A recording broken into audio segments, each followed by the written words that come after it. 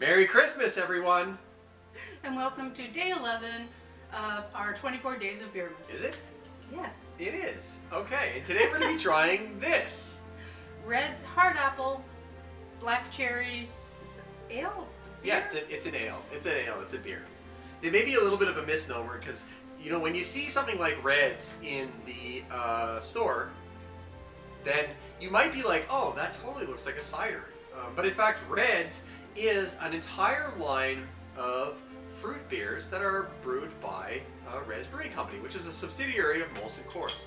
So they were founded in 2013, and when you actually look them up category-wise, they're often characterized as fruit beers.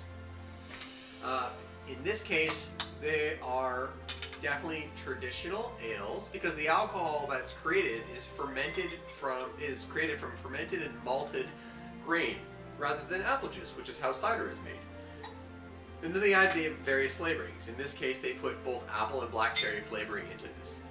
So to stress, from their own website, this is not a malt liquor.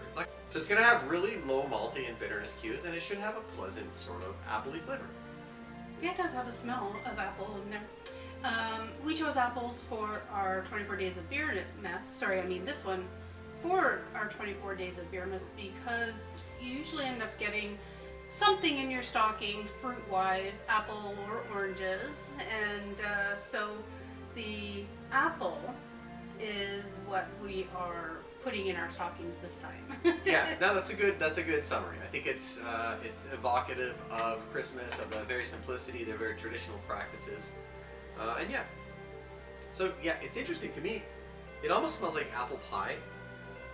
Like you definitely get a good crispin, Granny Smith sort of apple smell in there. Definitely an apple pie. It even smells a lot like the apple cider, like a mulled cider that you get with spices and stuff. But this one's cold instead of hot. Yeah, I just give it a taste, and it's really subtle. It's not